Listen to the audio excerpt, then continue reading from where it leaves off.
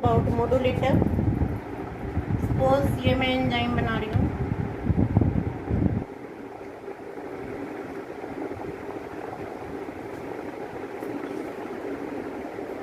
ये मैंने जो एंजाइम बनाया है इसको बोलते हैं एलोस्टेरिक एंजाइम। एलोस्टेरिक एंजाइम के पास दो साइट हैं। ये साइट सबस्ट्रेट के लिए है। सपोज ये सबस्ट्रेट है प्रोटीन।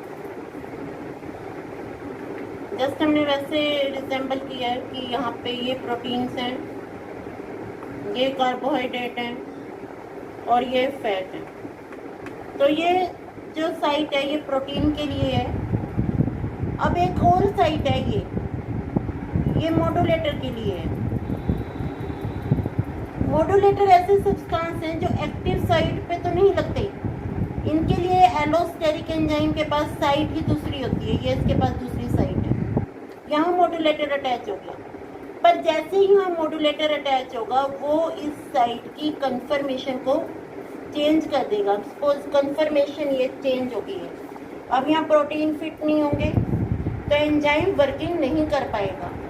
तो this is allosteric enzyme and these are modulator. फिर हम बात करते हैं इसमें फीडबैक इनहिबिशन की।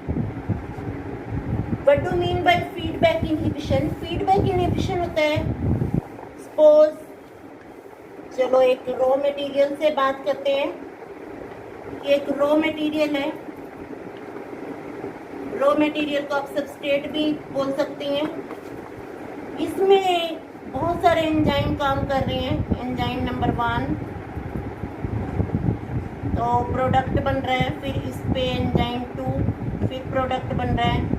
ऐसे करके 5 एंजाइम काम करते हैं और एक लास्ट में बन जाता है ट्रिप्टोफैन।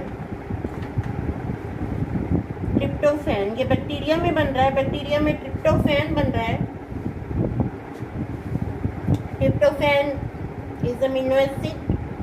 अब जब ट्रिप्टोफैन बनेगा तो ट्रिप्टोफैन यूज होता जा रहा है। बैक्टीरिया उसको प्रोड्यूस करता जा रहा है ट्रिप्टोफैन को। एक टाइम ऐसा आएगा कि ट्रिप्टोफैन यूज नहीं हो रहा, उसकी प्रोडक्शन हो रही है, तो वो एक्यूमुलेट होना शुरू हो जाएगा। जब वो एक्यूमुलेट होना शुरू हो जाएगा तो वो अपनी प्रोडक्शन को खुद ही इनहिबिट कर देगा। कैसे इनहिबिट करेगा अपनी प्रोडक्शन को? क्योंकि जो एक्टिव साइट है जिसपे सबस्ट्रेट को एक्ट होना था, सबस्ट्रेट उस पर इसलिए एक्ट हो रहा है कि वहाँ जो प्रोडक्ट बन रहे हैं, यहाँ सबस्ट्रेट एक्ट हुआ, सबस्ट्रेट यहाँ ऐड होके प्रोडक्ट बना रहे हैं, प्रोडक्ट यहाँ से निकलते जा रहे हैं, तो ये साइट फ्री होती जा रही है सबस्ट्रेट के लिए। अब प्रोडक्ट की यूटिलाइजेशन नहीं है बॉडी में, प्रोडक्ट यहाँ इकट्ठा होना शुरू हो गया, तो प्रोडक्ट अपनी ही प्रोडक्शन खुद बंद कर देगा एंजाइम की एक्टिव साइट को इनहिबिट करके। This is called feedback inhibition. इसमें एक बात और है लास्ट में, कुछ फैक्टर हैं जो एंजाइम की एक्टिविटी को इंक्रीज करते हैं और कुछ फैक्टर हैं जो एंजाइम की एक्टिविटी को डिक्रीज करते हैं।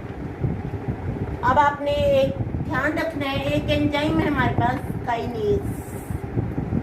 काइनेज एंजाइम जहाँ भी फॉस्फेट का एडिशन होता है या रिमूवल होता है वहाँ काइनेज एंजाइम काम करता है। अब हम बात करते हैं हेक्सोज फॉस्फेट काइनेज।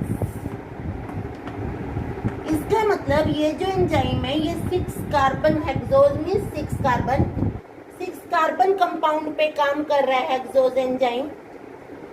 फिर यहाँ हम बात करते हैं अगर एडीपी है तो वो एंजाइम की वर्किंग को इंक्रीज करेगी।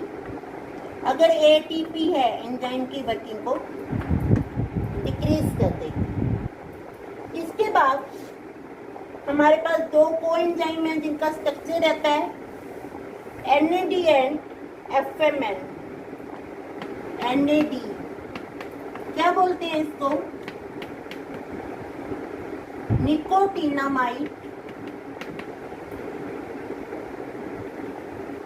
एडेनिन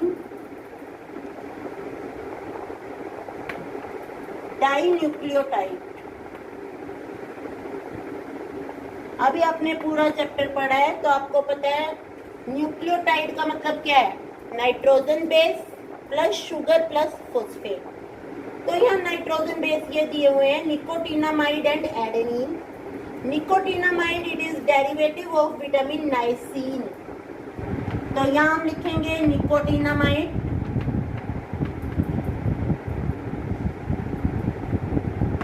यहाँ हम लिखेंगे एडेनिन।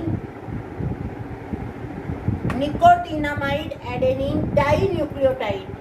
डाई न्यूक्लियोटाइड का मतलब दो न्यूक्लियोटाइड हैं, और आपको पता है न्यूक्लियोटाइड में नाइट्रोजन बेस किसके साथ ज्वाइन होता है, शुगर के साथ, और शुगर ज्वाइन होती है फॉस्फेट के साथ।